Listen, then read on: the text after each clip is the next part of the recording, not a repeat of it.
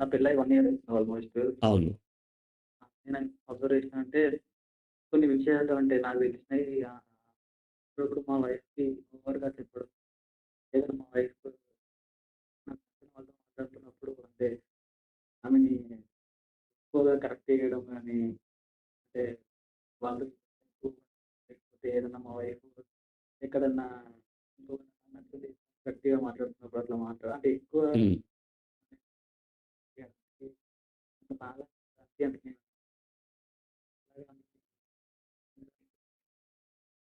ఆమె ఎక్కువ రిలేట్ కావాలి అని ఆమె నాకు ఎక్కువ నాకు అట్లా అది సో, రైట్.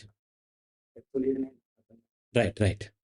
అఖిల్, మీ వైఫ్ కనుక ఎగ్జాక్ట్‌లీ మీకులాగా ఉంటే నెక్స్ట్ డే నుంచే బోర్ కొడతది.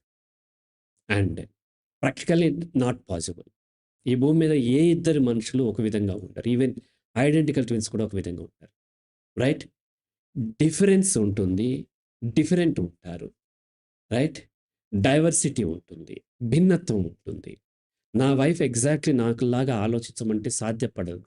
అలా ఆలోచించే అమ్మాయి ఈ భూమి మీద ఉండదు. నా ఫ్రెండ్ ఎగ్జాక్ట్‌లీ నాకులాగా ఆలోచించడం సాధ్యపడదు. నా ఎంప్లాయీస్ ఎగ్జాక్ట్‌లీ నేను చెప్పినట్టు చేయటం సాధ్యపడదు. ఎలా ఉందో దాన్ని యాక్సెప్ట్ చేయటం ఎప్పుడైతే మనకు మొదలవుతుందో లైఫ్ ఈజీ అవుతుంది. మనం ఎంత కోరుకుంటే అంత లైఫ్ మరింత ఇబ్బంది అవుతూ ఉంటుంది. ఇట్లా ఉండాలి, అట్లా ఉండాలి, అది ఇదని ఎంత కోరుకున్నామో అంత ఇబ్బంది పడుతుంది. ఏ విధమైనటువంటి ఎక్స్‌పెక్టేషన్ లేకుండా ఎట్లా ఉందో అట్లా యాజ్ ఇట్ ఈస్‌గా మీ యొక్క లైఫ్ పార్ట్నర్‌ని యాక్సెప్ట్ చేయండి. దాంతో బాగానే ఉంటే కంటిన్యూ చేయండి. లేకపోతే బ్రేక్ చేసుకోండి.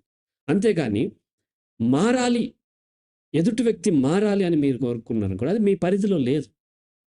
సమస్య ఏంటంటే ప్రతి లైఫ్ పార్ట్నర్‌ని ఇంకొకరు అంటే భార్యని భర్త, భర్తని భార్య తమ పరిధిలో ఉన్నది కాకుండా బియాండ్ దట్ మారాలి అని కోరుకుంటారు. భార్య ఏం చేస్తుందంటే భర్త తాగుతూ ఉంటాడు, ఎక్స్‌ట్రా మ్యారిటల్ అఫైర్స్ పెట్టుకుంటున్నప్పుడు భార్య ఏం చేయాలి?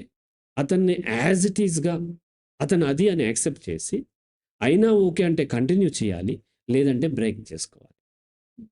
కానీ ఆమె కోరిక ఏంటి? అతను మారి తనతో బాగా ఉండాలి. అది ఈమె పరిధిలో లేదు కదా! ఈమె ఏం చేసినా మారదు అతను. తనిష్టం అది.